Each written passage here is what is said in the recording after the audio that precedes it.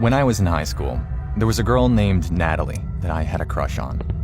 In fact, almost all the boys at school were fascinated by her beauty. But I couldn't speak a word to her throughout my high school years. Then, when I became an adult, I started working at a restaurant. One day, she came there to have her meal. To my surprise, she pretended to know me first, and I had a conversation with her for the first time. The moment she called my name, I felt like I was in heaven. But she was with another man. He was my high school classmate, Marcus. He seemed very close to Natalie, and I was so jealous of him. I had a short chat with her, and because of her beauty, I stuttered like an idiot. When I got home from work, I screamed at myself in the mirror because I was so disappointed that I couldn't have her. However, she came to the restaurant frequently after that, and we gradually became close. Then, one day, she came to the restaurant by herself. So I asked her where Marcus was, and she flatly said that he had left. Then she said something unexpected to me. Do you want to come over to my house? When I heard her say that, I was so shocked that I almost spilled my food on her. But I couldn't hesitate, and made an appointment with her right away.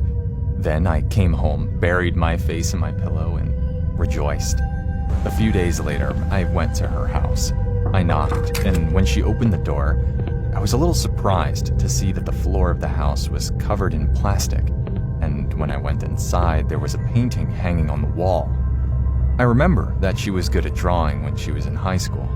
She said her dream was to open an exhibition. However, when I looked closer, I noticed something strange about the painting. It was a painting of Marcus rolling around on the floor in pain. It was so real that you could hear Marcus's moans in the painting, so it felt like watching a real scene. I got goosebumps all over my body. I drew it really well, right? Can you vividly feel Marcus's pain? This painting will surpass the Mona Lisa. Her voice got very loud and her eyes sparkled. It was a sight I'd never seen before.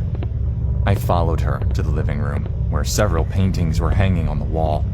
They were paintings of men I didn't know, and what all the paintings had in common was that the men were in extreme pain. A man was crying and crawling with an axe stuck in his back. A man had bandages all over his bloody body. One man had his limbs tied and spiders crawling all over his body. Humans are most beautiful when they are in pain. So I always think about how I can make people suffer the most. Which of these men looks the most in pain? She said with a smile. For a moment, I started to think she was a psychopath. I felt cold sweat running down my spine. Marcus appears to be in a lot of pain in that painting. How did you draw it so realistically? I asked her. I hit Marcus with a hammer. After about 3 hits, that beautiful expression came out.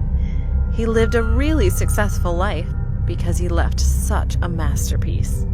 You hit him with a hammer! I was startled and shouted in a shaky voice. And when I looked closely, Marcus looked as if he was crying out for help in the painting. I felt cold sweat soaking my entire body. Have you ever heard this? Art is pain, she said with a smile, and then walked into the kitchen and pulled something out of her freezer. It was a frozen mace. She ran at me with it and swung it at me. I instinctively avoided it and ran like crazy to the front door. And she followed and shouted, "Now it's time to paint!" I barely managed to open the front door and run out, and the mace she swung hit her door and I heard a loud bang. "Come on, I'll draw you really well," she screamed, and I ran away and called the police. Police soon began investigating her, and the results confirmed that she had killed 4 men, including Marcus, before dumping them in a river dozens of miles away. And the corpses all matched the men in the paintings. She was sentenced to life in prison. I couldn't get out of bed for several days because of the shock of that day.